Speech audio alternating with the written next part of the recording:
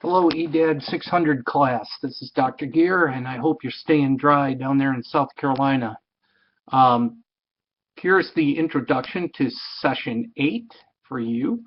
And this session, we pick up where Sir Kenneth Robinson left off to some extent, where he began to discuss really in a somewhat nuanced way the idea of diversity in our schools and how schools are really failing a lot of our students because we have a hard time inside that institution dealing with the vast array of people that we encounter.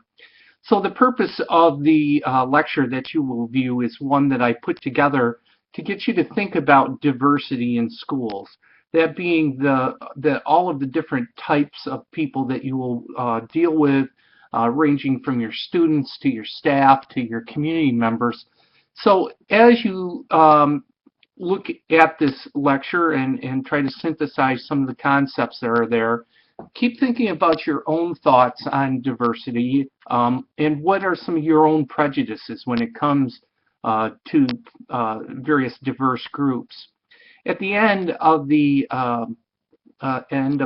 video lecture, there's some time I spend in an area of interest that I have, and that is the failure of boys as a member of a diverse group, that is gender, in our schools. And I want you to really think about some of the reasons that currently boys are at such risk at schools. I mean, the headlines are always about girls and underachievement, but if we really delve into it, the bottom line is that boys are having a really rough time in schools. I think Robinson alludes to that to some extent with his discussion of ADHD, although that obviously is not just the purview of boys. But if you take a look at the statistics, the number of boys versus girls being medicated for ADHD is somewhat stark. So take a look at that. As educational leaders, what are some things that you think are contributing to the failure of various groups in the school setting? I'd like to change our focus for a second and talk to you a little bit about the article review. A couple of things for you to think about. First of all, please take some time and look at the comments that I put on your papers. It takes me quite a while, as you might imagine, to correct these and to make suggestions to help you improve how you write. Some of you need to really look hard at the overall format. Generally, I think that we have some work to do there. Again, I really try to get you to think about how writing works and how important it is to you as a potential educational leader, in that it is one of the major forms of communication that you will use with your staff, community, and other people. So please take some time, read them aloud to yourself. Does the verbiage make sense to you? Is that the way that you might say the point that you're trying to make to me? If we were sitting across the table from each other, how would you say that? The same idea. Don't try to make it appear more sophisticated than it needs to be in terms of the writing. Keep it simple. Keep the punctuation simple. Here's some general things. A lot of people were confused by the literature reviews section, so obviously I didn't do a great job conveying what that meant. In your article, you will find there'll usually be a section called literature review or theoretical framework or something along that line. And what it is a listing of other articles and research which really serve as the underpinnings and foundations for the research that this particular person did. So in terms of your article review, just take a look at that. You may want to mention some of the major studies that the study you reviewed was based on, And you don't have to cite that separately. Basically, you say something like, Smith, in Gear's 2010 article on internships at the master's degree level, said the following about a study that he had pursued.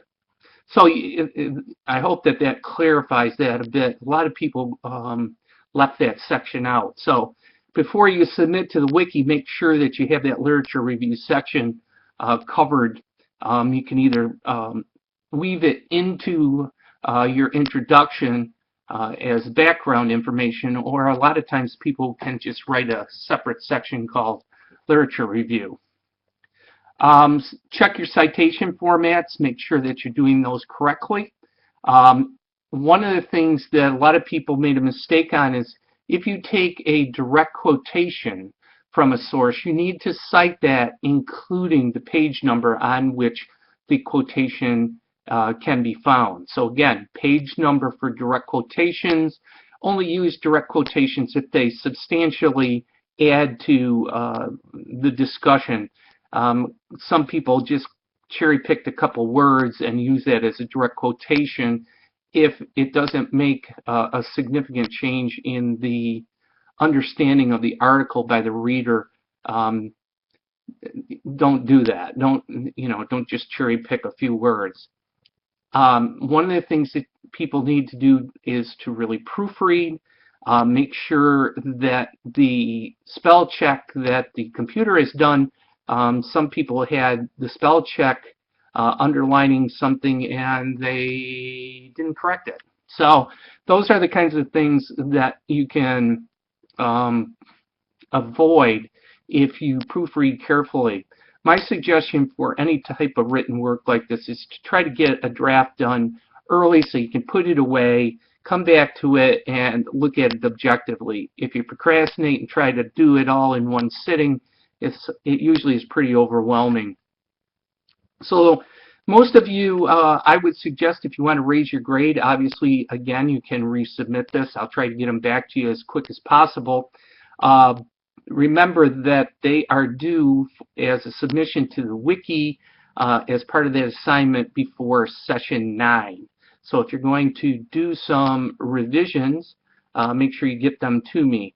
Some of you, I noted that you needed to resubmit to me before putting it on the wiki.